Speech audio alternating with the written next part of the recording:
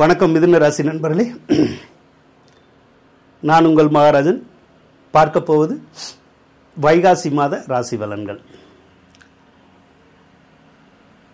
உங்களுடைய ராசிக்கு தான் இப்போ குரு பகவான் பயிற்சியாக இருக்கார். குரு பகவான் ராசிக்கு வர்றது சிலருக்கு இடம் மாற்றங்களை தரும். நம்ம வீடு விட்டு வீடு மாறணும்னா மாறலாம், ஊர் விட்டு ஊர் மாறணுன்னாலும் நம்ம மாறலாம். அந்த மாற்றத்தை உருவாக்கும். சிலருக்கு ஏதாவது ஒரு வகையில் கொஞ்சம் குழப்பமாக இருக்கும். ஆனால் நம்ம குழப்பம் இல்லாமல் எந்த ஒரு விஷயத்தையும் தீர்க்கமாக முடிவு செய்ய கற்றுக்கணும். அப்படி கற்றுக்கிட்டால் எந்த ஒரு விஷயத்தையும் நல்லபடியாக நம்ம செய்ய முடியும். ஏன்னா ராசியில் சில நேரம் குரு இருக்கிற போது காரிய தடங்கள் இருக்கும். ஏதாவது நமக்கு ஒரு காரியத்தை செய்கிறோம்னா கொஞ்சம் பலத்த யோசனை வரும். செய்வோமா வேண்டாமா அப்படிங்கிற மாதிரிலாம் ஒரு எண்ணங்கள் அலபாஞ்சிக்கிட்டே இருக்கும். நம்ம தீர்க்கமாக முடிவெடுத்து செய்யணும். அப்படி செய்கிற போது உங்களுக்கு அந்த காரியங்களில் நல்ல பலனை நம்ம எதிர்பார்க்கலாம். அதே மாதிரி மாணவர்கள் எச்சரிக்கையாக படிக்கணும். அதே மாதிரி கல்வி நிலையங்களில் தவறுகள் எதுவும் பண்ணக்கூடாது. படிக்கிற இடத்துல அந்த படிக்கிற வேலையை மட்டும் பார்த்தா நமக்கு எந்த தொந்தரவையும் அந்த குரு பகவான் கொடுக்க மாட்டார். அதே போல் ஏற்கனவே பணம் கொடுக்காம நிறைய செலவுகள் இருந்துச்சுன்னா இப்போ பணத்தை கொடுக்கறதுக்கான வேலையை அவர் பார்ப்பார். அப்போ ஏதோ ஒரு வகையில் பொருளாதாரத்தில் நமக்கு முன்னேற்றம் கிடைக்கிறதுக்குடைய ஒரு சந்தர்ப்பம் இப்போ இருக்குது. சூரிய பகவானை எடுத்துக்கிட்டோம்னா உங்களுடைய ராசிக்கு 12வது ராசியில் தான் இருக்கார். சூரியன் 12ல் இருந்தால் பொதுவாக கொஞ்சம் செலவுகள் வரும். இந்த மாதம் அரசாங்க சம்பந்தப்பட்ட செலவுகள் நிறைய வரும். அதாவது ஏதோ ஒரு காரியம் நம்ம செய்ய வேண்டியது இருக்கும். அதுக்காக அரசாங்க அதிகாரிகளை போய் பார்க்கறது அல்லது அரசியல்வாதிகளை போய் பார்த்து அவங்களுக்கு தேவையான ஏதாவது ஒரு விஷயத்தை செஞ்சு கொடுத்துட்டு அல்லது ஏதாவது கொஞ்சம் பணம் கொடுத்துட்டு நமக்கு காரியத்தை செய்யணும் அப்படிங்கிற மாதிரியான எண்ணங்கள் வரும். அந்த வேலையை சிலர் செய்யவும் செய்வீங்க. அப்படி செஞ்சால் அந்த காரியம் நடக்குமானா நடக்கும். ஒரு சிலருக்கு அப்பா கூட கொஞ்சம் பகை ஏற்படுற மாதிரி இருக்கும். அல்லது அப்பாவுக்கு ஏதாவது ஒரு வகையில் கொஞ்சம் மருத்துவ செலவுகள் இருக்குல்ல, அதை உருவாக்கும். அப்பாவுக்கு உருவாக்கலைனாலும் அப்பா வழி உறவினர்கள் அப்படி சொல்கிறோம்ல, அவங்களுக்கு யாருக்காவதும் அந்த வேலையை அது பார்க்கும். அதே மாதிரி வரவுகள் ஒரு புறம் இருக்கிற போது அந்த சூரிய பகவான் செலவுகளையும் ஒரு புறம் செய்ய வைப்பார்.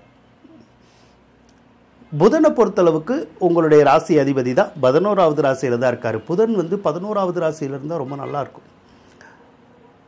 கல்வி சம்மந்தப்பட்ட துறையில் இருக்கிறவங்க, இந்த ஆடிட்டிங்கு அக்கௌண்ட்ஸு சம்மந்தப்பட்ட துறையில் இருக்கிறவங்க, தகவல் தொடர்பு துறையில் இருக்கிறவங்களுக்கெல்லாம் மிகுந்த யோக பலன்களை அந்த புதன் கொடுக்குங்க.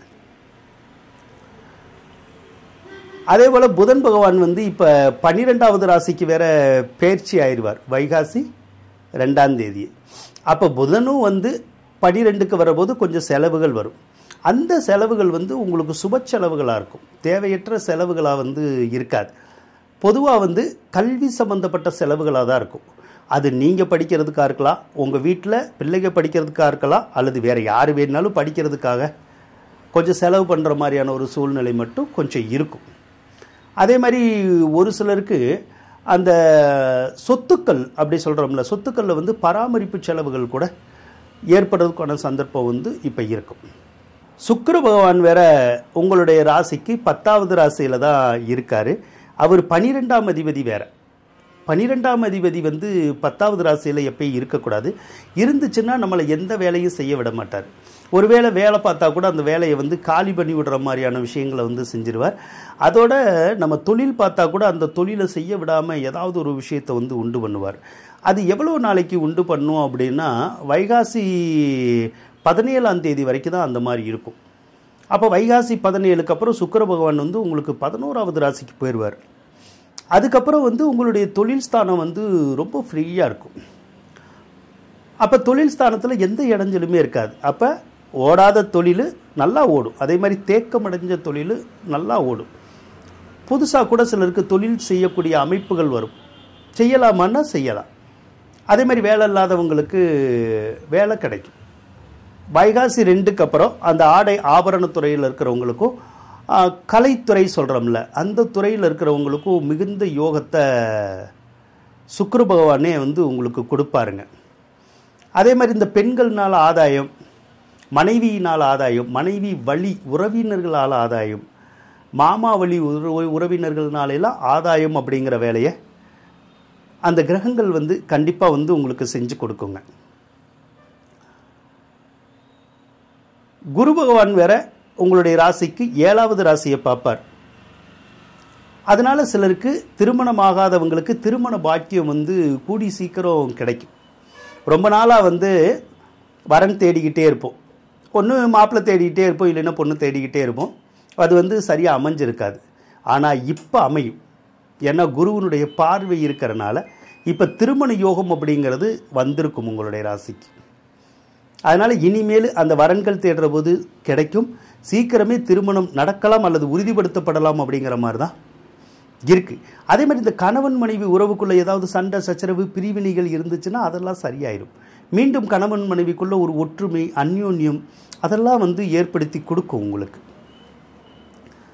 சனி வேற 9வது ராசியில் தான் இருக்கார். பொதுவாக 9வது ராசியில் இருக்கிற கிரகங்கள் வந்து நல்லா இருக்கும். பாக்கியஸ்தானம்னு சொல்லுவோம். நினச்ச பாக்கியத்தை வந்து அடையலாம். நினச்ச பாக்கியத்தை அடையலான்னா குறிப்பாக வந்து அந்த வெளிநாடு சார்ந்த விஷயங்களை வந்து அடையலாங்க.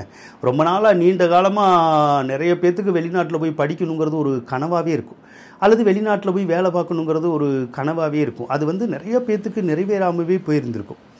ஆனால் இப்போ வந்து அந்த எண்ணங்களும் ஆசைகளும் நிறைவேறதுக்குடைய சந்தர்ப்பம் இருக்குது. அப்போ வெளிநாடு படிக்க போகணுன்னு நினச்சாலும் சரி, வேலை பார்க்க போகணுன்னு நினச்சாலும் சரி, இல்லை அங்கே போய் தொழில் பண்ணணும்னு நினச்சாலும் சரி, அந்த எண்ணங்கள் ஈடேறக்கூடிய வேலையை அந்த சனி வந்து உங்களுக்கு செஞ்சு கொடுப்பாருங்க. அதனால் நம்பிக்கையோட முயற்சி பண்ணுங்கள், அந்த விஷயங்கள் வந்து உங்களுக்கு ஈஸியாக நடக்கும். அதே மாதிரி வெளிநாட்டில் இருக்கிற இந்தியர்களுக்கு வந்து பார்த்திங்கன்னா இந்த விசா கிடைக்கிறது, பிஆர் கிடைக்கிறது, அந்த விஷயமெல்லாம் கூட ஈஸியாக நடக்கும். ராகு பகவான் மட்டும் 9வது இடத்துல இருக்கிறது கொஞ்சம் நல்லதில்லை. ஏன் அப்படின்னா அது வந்து அப்பாவோட வந்து பகையை ஏற்படுத்தக்கூடிய கிரகம். அப்போ இனிமேல் சிலருக்கு மட்டும் அப்பாவுக்கும் நமக்குமான உறவுகள் வந்து கரெக்டாக இருக்காது, ஏதோ ஒரு வகையில் வந்து பாதிக்கும்.